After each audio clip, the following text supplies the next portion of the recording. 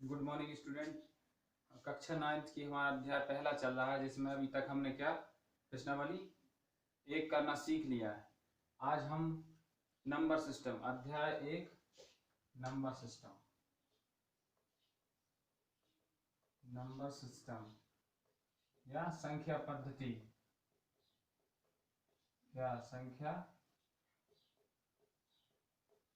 संख्या पद्धति की प्रश्नावली 2 उदाहरण सहित हल करना सीखेंगे। प्रश्नावली 2 प्रश्नावली 1.2 प्रश्नावली 1 हमने सॉल्व करना सीख लिया था। आज हम प्रश्नावली 2 सॉल्व करना सीखने से पहले हम क्या सीखेंगे, जो हमारे इससे पहले जो उदाहरण दिए हैं प्रश्नावली 2 में, हम उनको सॉल्व करना सीखेंगे और जानेंगे कि अपरिमेय संख्याओं को संख्या रेखा पर किस तरह निरूपित किया जाता है। अभी तक हमने परिमेय संख्याओं का निरूपण देखा और परिमेय संख्याओं की डेफिनेशन देखी और परिमेय संख्याओं के बीच में परिमेय संख्या निकालना सीखा। अब हम अपरिमेय संख्याओं की परिभाषा तो अपन ने सीख ली थी। अब हम अपरिमेय संख्याओं को संख्या रेखा पर निरूपण करना सीख रहे हैं। सबसे पहले हमें परिभाषा आनी चाहिए। परिभाषा क्या है अपरिमेय संख्या की? वे संख्याएं जिन्हें हम P/Q के रूप में नहीं लिख सकते क्या कहलाती हैं? अपरिमेय संख्याएं। जैसे √2, √3, √5 √7, √6 भी है, 5 भी आ जाएगा इत्यादि अनंत तक जाती है। परिमेय संख्याओं को निरूपण तो बहुत ही आसान है। हमने संख्या रेखा बनाई और यहाँ बिंदु 0 लिया, माइनस की इस तरफ आ जाती हैं संख्याएं, 3 -4, यहाँ 1, यहाँ 2, यहाँ 3, यहाँ 4। और हमें जैसे जो भी संख्या निरूपित करनी होती है हम निरूपित कर देते हैं।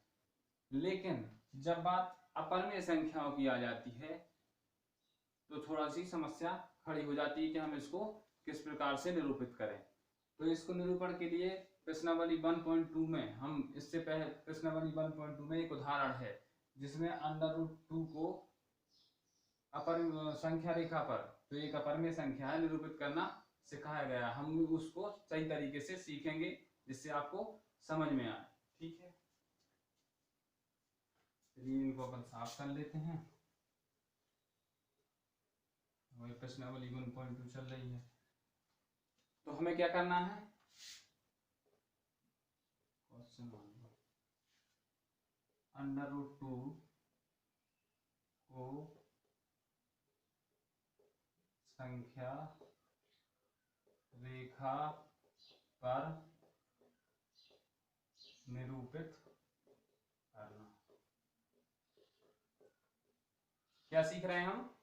अपरिमेय संख्या या अंडर रूट वाली जो संख्याएं होती है उनको संख्या रेखा पर निरूपित करना। अब जो हमारा उदाहरण दिया है हम उसी को आपको समझा रहे हैं, उसी को हम अच्छे तरीके से समझेंगे। अब जब अंडर रूट की बात आ गई तो हम इसको किस प्रकार से निरूपित करेंगे? संख्या रेखा की तरह हम एक रेखा खींच लेंगे। क्या अभी तक जो हम परिमेय संख्याओं का निरूपण करते थे उसी तरह हम रेखा खींच लेंगे। ये हमारी एक रेखा है, जो सीधी रेखा खींची हमने, यहाँ एक बिंदु मान लिया O, जिसको क्या 0 नंबर दिया। क्या दिया? बिंदु O। बिंदु तो O हो गया। संख्या रेखा के राइट साइड हमेशा क्या जाती है? पॉजिटिव संख्याएं जाती है। तो यहाँ हम क्या मान लेंगे? 1।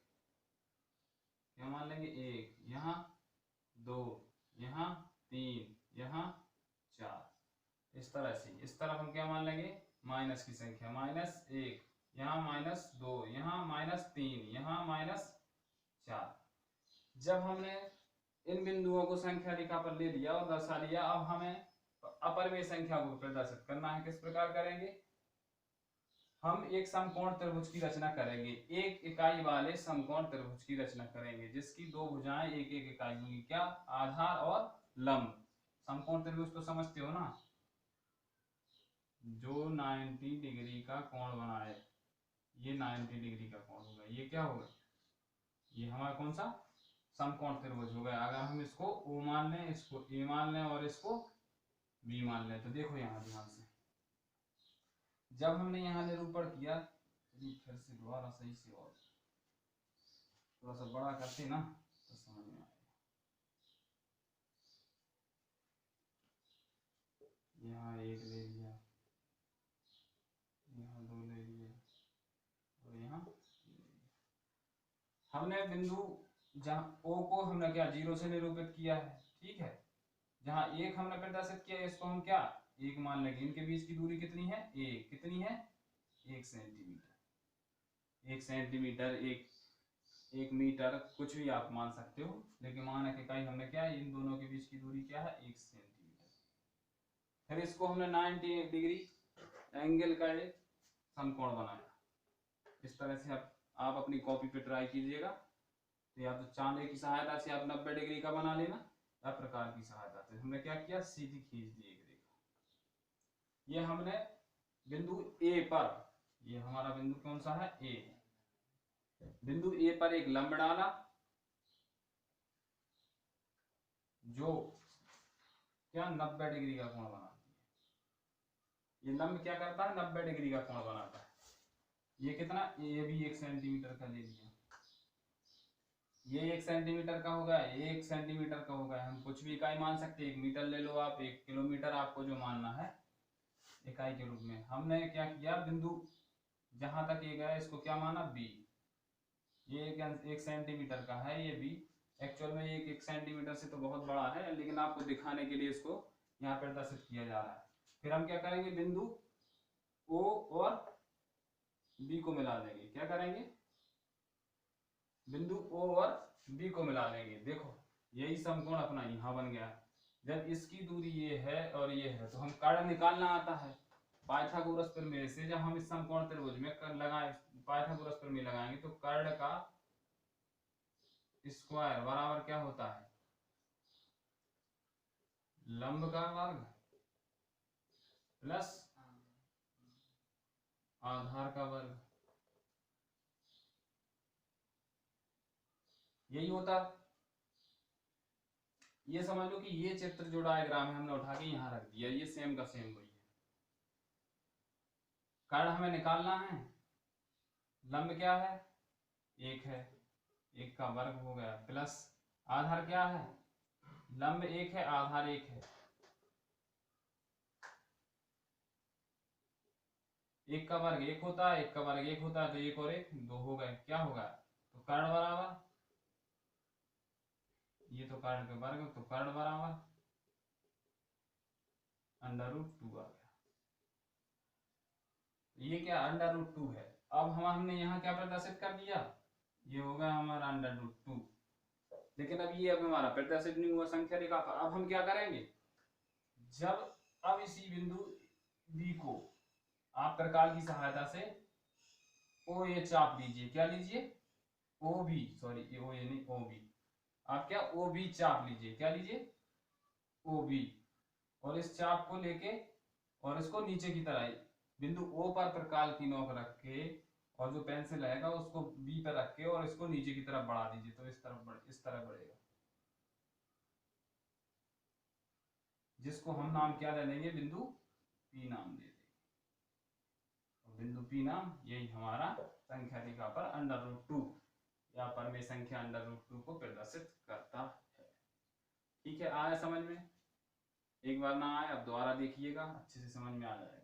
तो ये क्या √2 या परमेय संख्या का निरूपण हो गया है। ठीक है, ये तो हमारा एक उदाहरण हो गया। चलिए एक और उदाहरण दिया है उसमें √3 को। अब आप √3 को किस तरह से निरूपित करोगे ये भी सीख ले।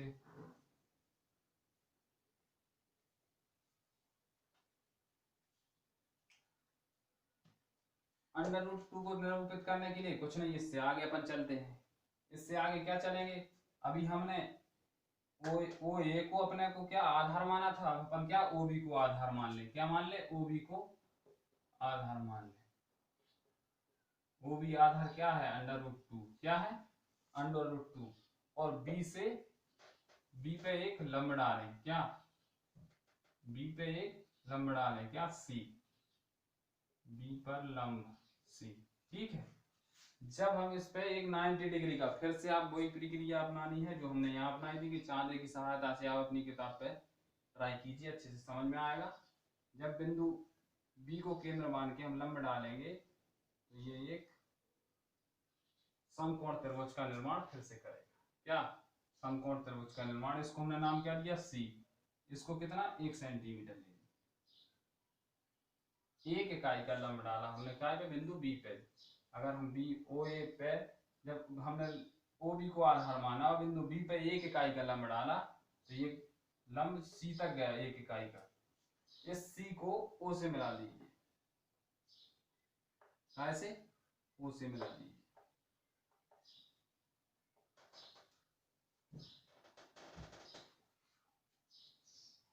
अब हमारे पास क्या क्या उपलब्ध है? क्या क्या उपलब्ध है? फिर से हमारे पास आधार ये है लंब BC 1 सेंटीमीटर या 1 इकाई। ठीक है, 1 सेंटीमीटर या 1 इकाई। इकाई लिख देंगे तो आपकी जो इकाई होगी वो मान होगी। और ये इकाई √2 इकाई और ये भी इकाई में देगा, या यूनिट, इंग्लिश में कहें तो यूनिट। अब हमें फिर से क्या निकालना है? कर्ण। जब हम समकोण त्रिभुज, क्या? समकोण त्रिभुज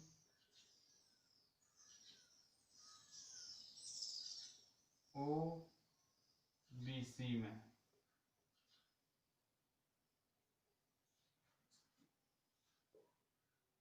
समकोण त्रिभुज OBC में हमें क्या निकालना? कर्ण। कर्ण का वर्ग बराबर आधार क्या है? √2 का वर्ग, और लंब क्या है? +1 का वर्ग। कितना आएगा? जब हम √2 का वर्ग करते हैं तो कितना आएगा उत्तर? 2। और 1 का वर्ग करेंगे तो कितना आएगा? 1। ये जाके कितना बन गया? 3। ये तो कर्ण स्क्वायर बराबर है, तो कर्ण बराबर √3 आया। कितना आया? कर्ण कितना आया अपना? √3। तो ये क्या हो गया? √3। जब ये √3 हो गया तो हम इसको निरूपित आसानी से कर सकते हैं। अब हमें क्या? OC मिल गया। ये क्या है? OC। ठीक है, कर्ण OC क्या है? √3। फिर से आप अब यही प्रक्रिया अपनानी है कि आप प्रकार लीजिए, बिंदु O पे रखिए और O से C के बीच की दूरी लीजिए और यहां से प्रकार की सहायता से इसको आगे बढ़ा दीजिए। इस तरह आएगा और ये यहाँ निरूपित हो जाएगा। ठीक है, इसको नाम क्या दे देंगे हम? बिंदु को Q। क्या नाम देंगे? बिंदु Q। तो ये हमारा क्या हो गया? √3 का संख्या रेखा पर निरूपित करना हमने सीख लिया। तो हमने दोनों उदाहरण सीख लिए। क्या? √2 को, √3 को। अब हम कोई सी भी संख्या अंडर रूट में हो हम उसको निरूपित करना सीख लेंगे। अभी हम प्रश्नावली में और सवाल भी करेंगे तो आपको बताएंगे और उसमें इससे और आगे भी सिखाएंगे कि किस तरह से आगे की संख्या को निरूपित करना सीखा जाता है। तो √2 क्या है? एक अपरिमेय संख्या है। और अभी हम क्या सीख रहे हैं? अपरिमेय संख्याओं को संख्या रेखा पर निरूपित करना। उम्मीद करते हैं आपको समझ में आया होगा, आप इसको अच्छे से कर सकेंगे अब। ठीक है, अब हम प्रश्नावली के कुछ सवाल देखते हैं।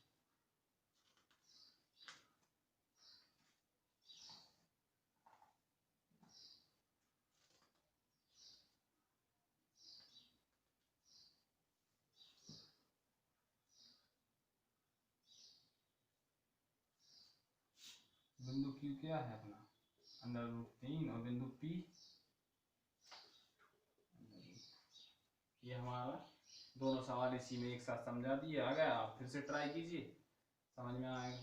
चलिए आगे बढ़ते हैं। अब अपन प्रश्नावली के सवाल को सॉल्व करना सीखते हैं।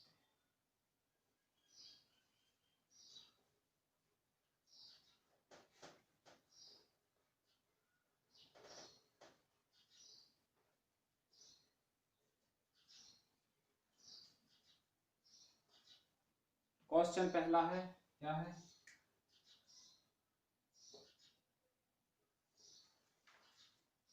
क्वेश्चन पहला है, हमें क्या पहले क्वेश्चन में सत्य असत्य में बताना है। जो भी क्वेश्चन पूछे जाएंगे उनको सत्य असत्य में बताना है। पहला है, बताइए प्रत्येक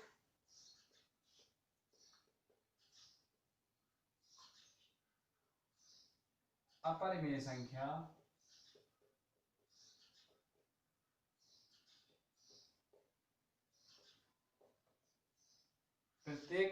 संख्या एक वास्तविक संख्या होती है। एक वास्तविक संख्या होती है। बताइए सत्य है कि असत्य? तो हमने बताया था जब हमने संख्या का इससे पहली वाली प्रश्नावली में अपरिमेय संख्या या अपरिमेय संख्या की डेफिनेशन बताई थी, संख्या के बारे में आपको बताया था, और संख्या का विभाजन भी करके बताया था, जिसमें हमने क्या बताया था, संख्या है संख्या को हम किस भाग, दो भागों में बांट सकते हैं। किसमें? दो भागों में, वास्तविक और अवास्तविक।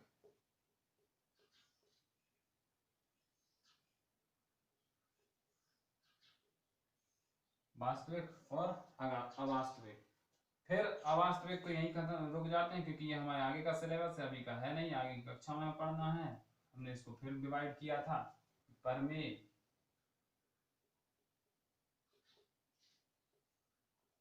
और अपरिमेय। इसका मतलब क्या है? इसका मतलब ये है कि जो वास्तविक संख्या है वो उसमें क्या, परमेय और अपरिमेय दोनों आती है। और संख्या क्या है? संख्या वास्तविक और अवास्तविक दोनों संख्या मिला के ही पूरी संख्या एक संख्या बनती है। ये मतलब कि संख्याओं काय का समूह है, वास्तविक और अवास्तविक संख्याओं का। और वास्तविक संख्या काय का समूह है, परमेय और अपरिमेय संख्याओं का। अब देखिए आप ध्यान से, यहाँ प्रत्येक अपरिमेय संख्या एक वास्तविक संख्या होती है। तो ये क्या हो जाएगा, सत्य। आप क्या लिखोगे, सत्य है। हाँ, प्रत्येक अपरिमेय संख्या वास्तविक संख्या होती है, तो ये क्या, सत्य हो जाएगा। देखो वास्तविक संख्या क्या है, परमेय और अपरिमेय संख्याओं का समूह है। अगर यहाँ ये भी पूछा जाता कि प्रत्येक परमेय संख्या एक वास्तविक संख्या होती है, तो ये भी सत्य हो जाता। ठीक है, ये हमारा, इस चार्ट को आप ध्यान से समझ लीजिए, दिमाग में बना के रखिए, आपको हमेशा काम आएगा। जब भी आप डाउट में जाएंगे इसको याद कर लीजिए, ध्यान कीजिए, आपको इजीली समझ में आ जाएगा। अब इसी का पार्ट 1.2 क्या है, बताइए कि संख्या रेखा का प्रत्येक बिंदु अंडर संख्या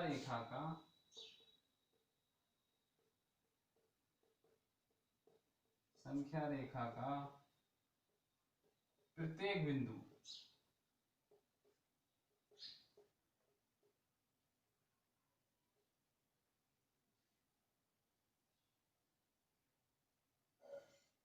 अंडर रूट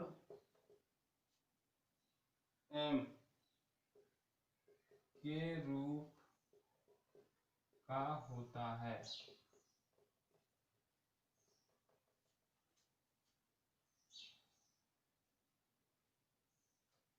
जहां m एक प्राकृत संख्या है,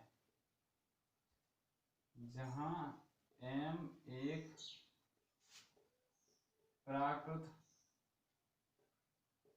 संख्या है।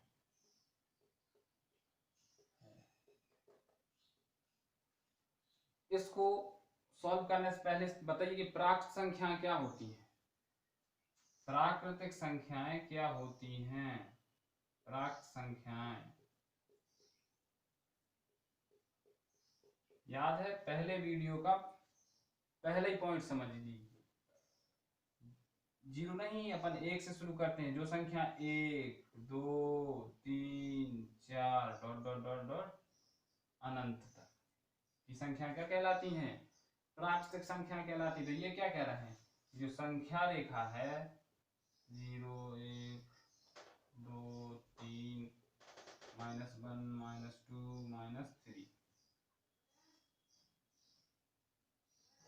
जो संख्या रेखा है उसका प्रत्येक बिंदु √m, क्योंकि m तो एक प्राकृतिक संख्या है, अगर इन प्राकृतिक संख्याओं को √m के रूप में होती हैं क्या, और नहीं होती है तो क्यों? तो इसका उत्तर क्या है, असत्य।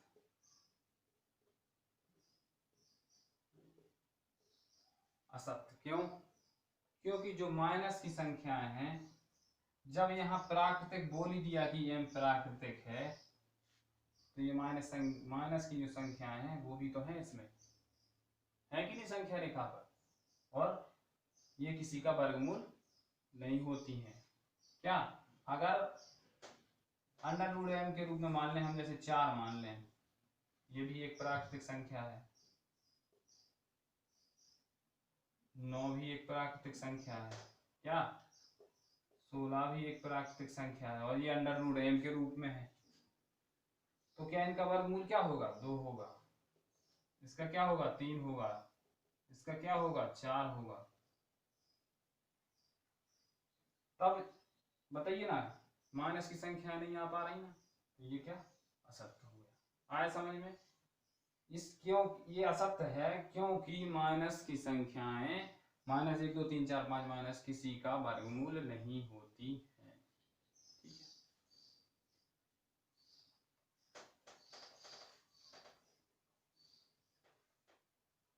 इसका सीधा सा उत्तर क्या है, असत्य, क्योंकि माइनस की संख्याएं किसी प्राकृतिक संख्या का वर्गमूल नहीं होती हैं। अब आ जाओ क्वेश्चन 1.3। प्रत्येक वास्तविक संख्या एक अपरिमेय संख्या होती है। क्या पूछ लिया इन्हें, प्रत्येक वास्तविक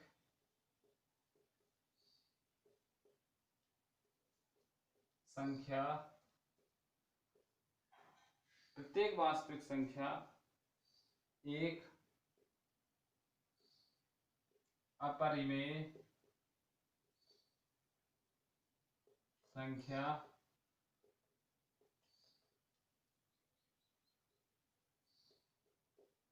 होती है।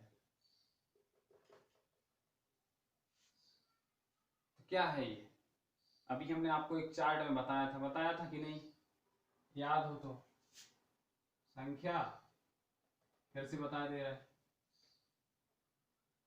वास्तविक,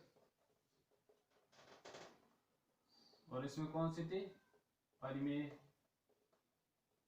और अपरिमेय।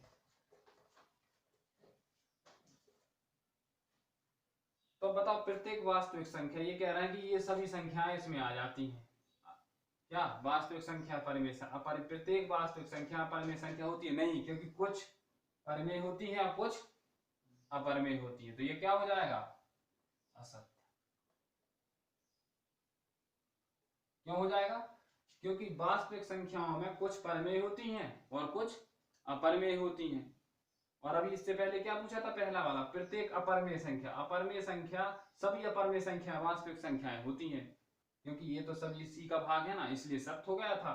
तो यहाँ क्या पूछ लिया, यहाँ इसका उल्टा पूछ लिया, यहाँ अपरिमेय को वास्तविक बताया पूछ रहे थे, तो ये सत्य हो गया, लेकिन यहाँ वास्तविक को अपरिमेय पूछ रहे हैं, तो ये असत्य हो गया, क्योंकि ये तो इनका भाग है, वास्तविक संख्या है, ये समझ लो कि ये एक पिता है, इसके 2 पुत्र हैं, ये तो इसी का हिस्सा है, क्या ये इसी के 2 हिस्से हैं, ठीक है, ये एक इंसान के 2 हाथ हैं, तो इसके तो दोनों हाथ हो सकते हैं, लेकिन ये दायां मान ले, इसको बायां मान ले, तो दायां दायां ही रहेगा, बायां बायां रहेगा, तो ये दोनों हाथ एक ही नहीं हो सकता, ठीक है।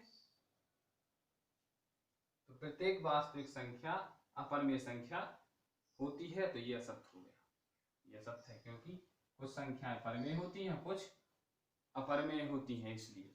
और यहाँ पूछा था अपरिमेय संख्या, सभी अपरिमेय संख्याएं वास्तविक होती हैं, तो होती हैं, क्योंकि वो तो अपरिमेय का ही भाग है। अपरिमेय संख्या वास्तविक संख्याओं का ही भाग है। ठीक है, ये हमारा पहला क्वेश्चन सॉल्व हो गया। अब चलते हैं क्वेश्चन नंबर 2 पे।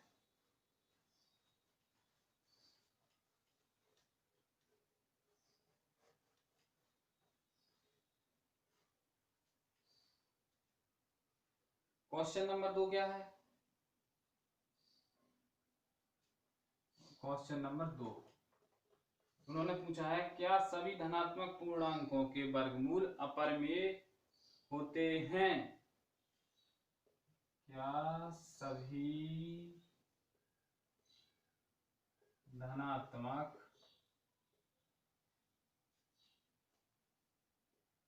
पूर्णांकों के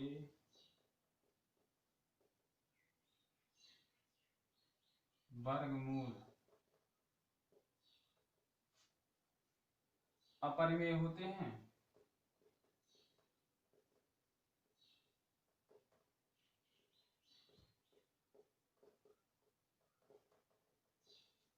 अब आगे पूछ रहे हैं, यदि नहीं, क्या यदि नहीं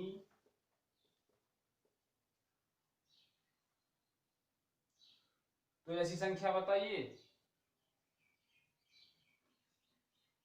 यदि नहीं तो ऐसी संख्या का उदाहरण दीजिए।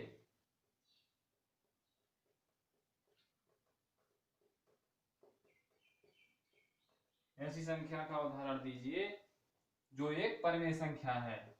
क्या? जो एक परिमेय संख्या है।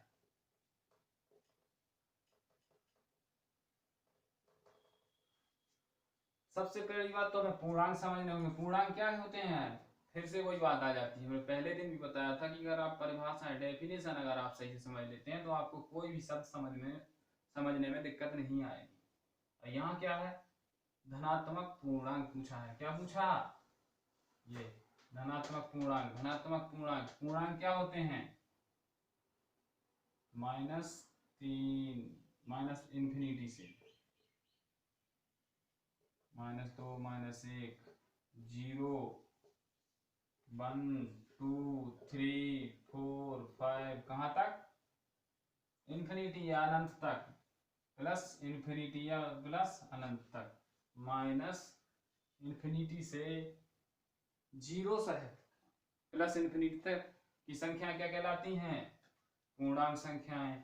अब इन्होंने क्या पूछा है? धनात्मक पूर्णांक। एक 0 ना तो ऋणात्मक है और ना धनात्मक है, तो ये क्या हो गए? ये इनकी बात कर रहे हैं, इतनी संख्याओं की बात हो रही है। इसकी इतनी संख्याओं की। 0 ना तो धनात्मक है और ना ही ऋणात्मक है, तो ये हो गई धनात्मक पूर्णांक संख्याएं। पूर्णांक हो गए, ये धनात्मक पूर्णांक हो गए। तो ये क्या कह रहे हैं?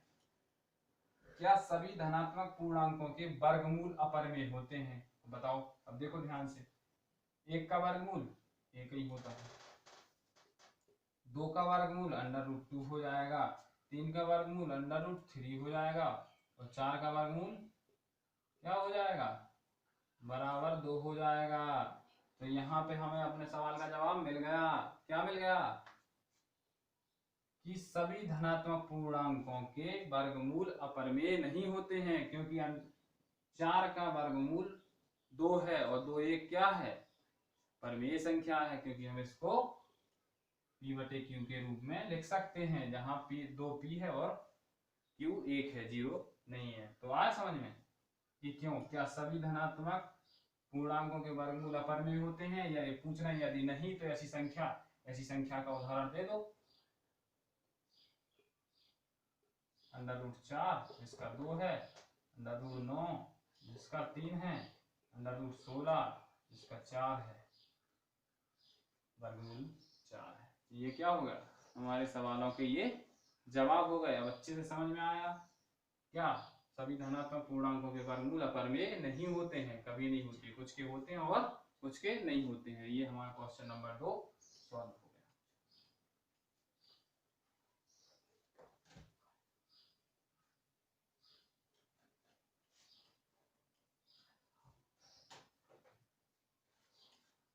आइए अब बात करते हैं क्वेश्चन नंबर 3 की। क्वेश्चन नंबर 3 क्या है? उन्होंने बोला है दिखाइए कि संख्या रेखा पर, क्या दिखाइए कि संख्या रेखा पर √5 को किस प्रकार निरूपित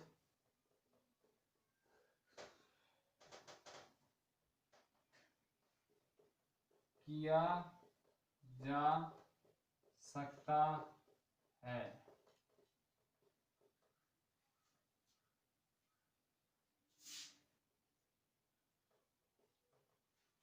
इसको निरूपण करने के दो तरीके हो सकते हैं। अब ये आपकी समझ पर डिपेंड करता है। अभी हमने √2 और √3 को संख्या रेखा पर निरूपित करना सीखा, जस्ट अभी उदाहरण में हमने अच्छे तरीके से बताया। और अब बात आ गई √5 की। एक तो वही तरीका है कि हम संख्या रेखा लें, क्या एक संख्या रेखा लें, यहाँ हम बिंदु O मान लें जिसको 0 दिया, ये हमारा बिंदु O हो गया। यहाँ एक को हम A दे दें, 2 ले लिया, यहाँ हमने 3 ले लिया, ठीक है। इस तरफ माइनस की ले ली। इस तरह हमने स्टार्टिंग करें हम कि पहले हम √2 को निरूपित करें, फिर 3 को करें, फिर 4 को करें और उसके बाद 5 को करें। तो एक तो हम इस तरह प्रकार से निरूपित कर सकते हैं। एक तरह से हम अपने दिमाग से लगा सकते हैं, क्या कि √5 हम दो भागों में तोड़ दें। किस तरह तोड़ दें कि 4 और +1 अंडर रूट में ही रहने दें। अगर हम इसको हम कर्ण मान लें और इसको हम दो भागों में तोड़ें तो क्या 4 + 1 हो गया। तो कर्ण बराबर क्या हो जाएगा, यहाँ कर्ण बराबर √5 मान लें अगर हम, तो कर्ण बराबर 4 + 1 हो गया। तो हम यहाँ क्या करेंगे, 2 का वर्ग कर देंगे प्लस 1 का वर्ग कर देंगे और इसको अंडर रूट में रहने देंगे। अब इस अंडर रूट को हम कर्ण के वर्ग पे कर देंगे, तो कर्ण का वर्ग बराबर क्या आ गया, 2 का वर्ग प्लस 1 का वर्ग। कर्ण का वर्ग बराबर क्या होता है, आधार का वर्ग प्लस लंब का वर्ग। तो हमें क्या मिल गया, आधार 2 मिल गया और लंब 1 मिल गया। ये किस प्रकार का तरीका है, तो हम आपको अभी हमने उस तरह से बता दिया और एक बार और बताएंगे कि हमें सर्कल की रचना करनी होगी अभी अगले सवाल में, तो हम वो करके आपको बताएंगे। पहले हम 2 का करेंगे, 3 का करेंगे, 4 का करेंगे, 5 का करेंगे, तो 6 का करेंगे, पूरा सर्कल की रचना करेंगे। तो उस विधि में हम आपको बता देंगे। ये हमारी सीधी शॉर्ट ट्रिक है। अगर हम कर्ण बराबर 5 मान लें और फिर इसको ऐसे दो भागों में तोड़ें जिसमें हमारा वर्गमूल निकल रहा है, वर्ग में बन रहा हो, तो हम 4 को स्क्वायर के रूप में लिख सकते हैं 2 का, और 1 को 1 के में लिख ही सकते हैं। फिर हमने इसको ले लिया तो हमें आधार भी मिल गया। आधार क्या मिला, 2 इकाई मिला, और लंब क्या मिला, 1 इकाई मिला। तो हम इस OA को क्या 2 मान लें, इसके बीच की दूरी क्या हो गई, 2 क्या हो गई, 2 इकाई। इसके बीच की दूरी क्या हो गई, 2 इकाई। और लंब को क्या माना अपन ने, अब इसको हमने O और A, इसको A नाम दे दिया। और यहाँ से हमने फिर 90 डिग्री का, आप क्या कीजिएगा, चांदा की, फिर बोल रहे हैं आप, चांदा की सहायता से 90 डिग्री बनाइए और इसको बिंदु A पर लंब खींचिए। जब मैं बिंदु A पर लंब खींचा तो इसको हम बिंदु को क्या नाम दे देंगे, बिंदु B दे देंगे। और इसकी क्या है, ये 1 इकाई है, ये 2 इकाई है, ये 1 इकाई है। और कर्ण से हमें मालूम हुई है कि ये हमारा 5 इकाई है, क्या 5 इकाई है, √5 √5 इकाई। बस अब हम प्रकार की सहायता से OB का चाप लेंगे। क्या लेंगे? OB को चाप लेंगे। OB चाप लेंगे और इसको यहाँ से घुमा देंगे, यहाँ से, तो ये ऐसे ऐसे जाएगा, कुछ इधर मिलेगा, इसको हम कुछ भी नाम दे देंगे, y दे दें, x दे दें, z जो आपको देना है। ये A और B को छोड़ के O A B छोड़ दी, क्योंकि हमारे नाम रिपीट नहीं होना चाहिए। आप इसको अगर O देना चाहते तो O डैश दे दीजिए, A देना चाहे A डैश दे दीजिए, और B देना चाहते तो B डैश, बाकी C D E F G H कुछ भी दे दीजिए। तो हमारी ये संख्या रेखा पर √5 का निरूपण हो गया। तो ये शॉर्ट ट्रिक थी या शॉर्ट विधि है। अगर हम पहले 2 को निरूपित करेंगे, फिर 3 को करेंगे, फिर 4 को करेंगे, फिर 5 को करेंगे, फिर 6 को करेंगे, इस तरह करते रहेंगे तो हमें काफी टाइम लंबा निकल जाएगा। लेकिन हमें क्या, तो सीधा समझ में आता है कि अगर हम √5 है, इसको अगर हम कर्ण मान लें तो इसके 2 भाग ऐसे बनाएं कि जिनको हम वर्ग के रूप में लिख सकते हैं। तो हमने बना लिए 2 भाग। कौन कौन से बनाए? 2 4 और 1 5। 5 हो रहा है, 5 हो रहा है, √ चढ़ा है। और 2 को हमें पता है कि हम 2 के वर्ग में लिख सकते हैं, 1 को 1 के वर्ग में लिख सकते हैं। फिर हमने कर्ण का, अब इस √ को जब हटाएंगे या दोनों तरफ का वर्गमूल वर्ग करेंगे तो यहाँ वर्ग आ जाएगा, यहाँ का वर्गमूल हट जाएगा और यहाँ का 2 आधार हमारा 2 आ गया। कर्ण का वर्ग बराबर आधार का वर्ग प्लस लंब का वर्ग होता है। तो 2 क्या हो गया? आधार हो गया और 1 लंब हो गया। तो ये हमें 2 इकाइयां मिल गई। इसकी सहायता से हमने इसका निर्माण किया, हमने दर्शा दिया कि हमारा जो पॉइंट है, ये जो पॉइंट है प्रकाल को घुमाने के बाद, ये क्या है? संख्या रेखा पर √5 इकाई है, ये √5 है। ठीक है, तो ये हमारा तीसरा सवाल हो गया प्रश्नावली कौन 1.2 का। इस तरह से अब हम आगे बढ़ते हैं और सवाल नंबर 4, जो कि ये कक्षा के लिए क्रियाकलाप है, वो हम आपको बता दें। यही ये क्रियाकलाप है कि आप बच्चों के साथ मिलिए, आप अपने सहपाठियों के साथ मिलके और आप सर्पिल की रचना कीजिए। सर्पिल का मतलब है कि आप √2 को सर्पिल की रचना करने का अर्थ है कि आप क्रमशः √2, √3, √4, √5, √6,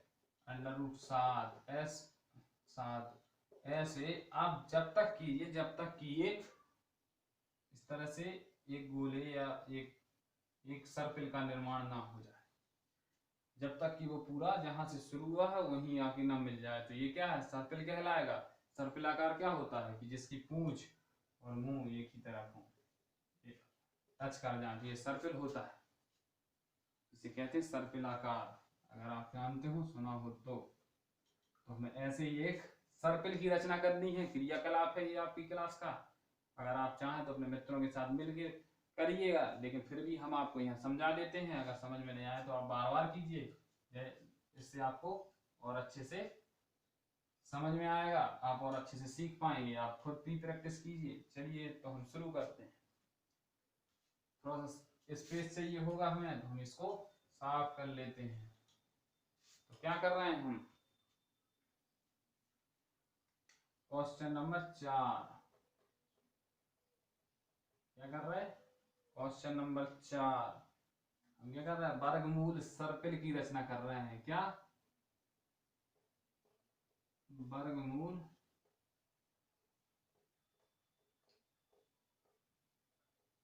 सर्पिल की रचना। हम क्या कर रहे हैं? वर्गमूल सर्पिल की रचना। बहुत ही सिंपल है, अभी तक आपको बता चुके हैं। √2, 3, 5। अब हम सभी सीखते हैं। क्या करेंगे? एक संख्या रेखा पर दिखाना है हमें। वर्गमूल सर्पिल की रचना करेंगे तो संख्या रेखा की जरूरत पड़ेगी। तो हमने क्या, एक संख्या रेखा मान ली। ये तो एक हमारी संख्या रेखा है। हमने जिसको एक बिंदु O लिया। क्या लिया? O। इसको क्या 0 माना। इसके दाएं तरफ हमने धनात्मक पूर्णांक लिए। क्या? धनात्मक।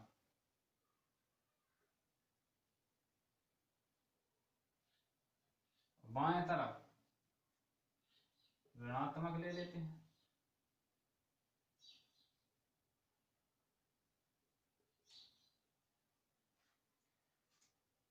शुरू करते हैं √2 से। सर्पिल की रचना करने के लिए हमें कहाँ से √2 से स्टार्ट करना पड़ेगा। कहाँ से √2 से शुरू स्टार्ट करें, शुरुआत कीजिए, शुरुआत करें करते हैं। ठीक है, √2 को हमें निरूपित करना है तो हम क्या, एक बिंदु हमने संख्या रेखा पर ए लिया, क्या लिया, ए, जिसकी दूरी कितनी है, 1 इकाई।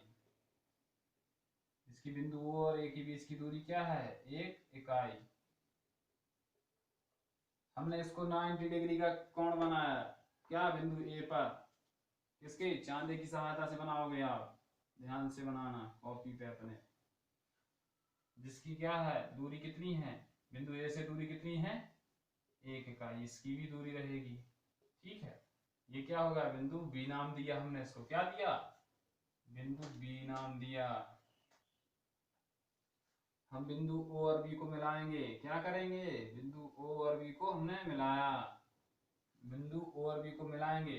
जब इसको मिलाएंगे तो अभी हमें इसको पता नहीं कितना है, तो हम क्या, पाइथागोरस प्रमेय लगाएंगे, किसमें, त्रिभुज ओ ए बी में पाइथागोरस लगाएंगे। जब पाइथागोरस लगेगी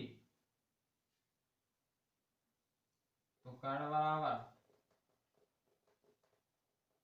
आधार का वर्ग, वर्ग प्लस लंब का वर्ग, ये 1 है, ये 1 है, ये कितना हो गया, 2 हो गया।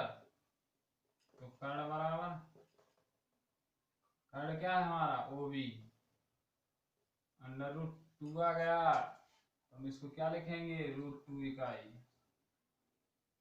जब ये √2, हम अब क्या करते हैं, ओ, अब क्या करते हैं हम, ओ और बी के चाप लेंगे, ओ से बिंदु बी तक को चाप लेंगे, काय से, परकाल से, और इस चाप को प्रकाल की सहायता से घुमा देंगे, जो हमें कहाँ मिलेगा, बिंदु पी पे, जो आप नाम देना चाहें उस वहां प्रदर्शित हो गया। तो ये हमारा क्या हो गया, √2। अब हम क्या करेंगे, ओ बी को, अब हमें √3 करेंगे। हम क्या करेंगे, ओ बी को एक संख्या रेखा मान लेंगे, और ओ बी बिंदु बी पर हम क्या, एक लंब डालेंगे। लंब का मतलब 90 डिग्री का कोण बनाएंगे, यहां से आप भी बनाइएगा प्रकाल की सहायता से। ठीक है, और ये इसकी बिंदु जो सी पर जाएगा, तो बिंदु सी की, बी से सी की दूरी 1 ही इकाई लेंगे अपन, 1 इकाई लेंगे, और ओ बी की दूरी हमें आधार पता ही है, √2 है, तो हम ओ सी बराबर निकालेंगे, फिर क्या, ओ सी बराबर हमारा √3 आ जाएगा। हम बिंदु सी को मिलाएंगे और ओ को मिलाएंगे,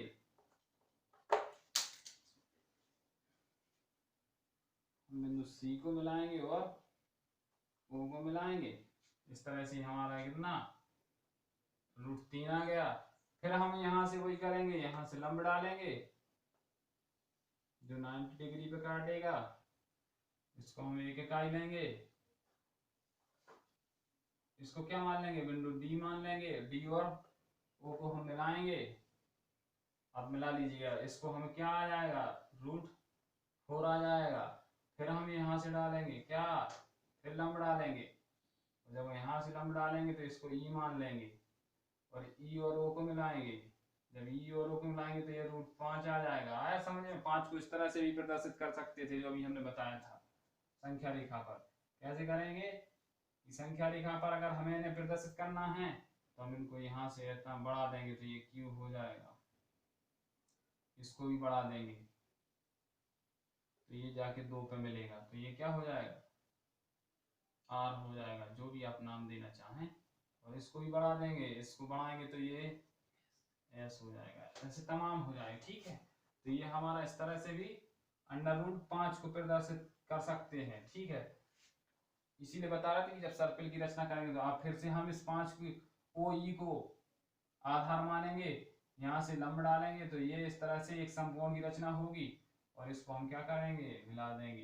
क्या करेंगे, मिला देंगे, तो ये भी 1 इकाई होगा, और इस ये क्या आ जाएगा, √6 आ जाएगा। फिर इसको हम आधार मानेंगे, ये भी एक इकाई होगा, डी इसको एफ मान लिया, इसको जी मान लिया, ये क्या √7 आ जाएगा। इसको फिर हम लंब करेंगे, इसको एच मान लेंगे, √7 है और √8 आ जाएगा। फिर हम इसको खींचेंगे तो यहाँ से जाएगा, ये एक इकाई होगा, इसको फिर मिला देंगे, √9 हो जाएगा। फिर यहाँ से लंब 90 डिग्री का कोण बनाएंगे, बिंदु जी, सॉरी बिंदु आई, ओ आई को आधार मानकर हम एक लंब डालेंगे, जो बिंदु जे कहलाएगा, एक इकाई का होगा, इसको फिर मिला देंगे। इस तरीके से हमारा, आप बढ़ते जाइएगा और इस तरीके से सर्पिल की रचना हो जाएगी। कितना सिंपल है एक वर्गमूल सर्पिल की रचना करना। अब आपको समझ में आ गया होगा, तो आप ट्राई कीजिएगा और अच्छे से प्रकार की सहायता, चांदे की सहायता से अपने पुस्तक पे दिए गए क्वेश्चन को अपनी उत्तर पुस्तिका में बनाइएगा, सॉल्व कीजिएगा, और समझ में आए तो कमेंट में अपना सवाल लिखिएगा, हम आपको फिर से बताएंगे, फिर से समझाएंगे। आज की क्लास हम यहीं समाप्त करते हैं।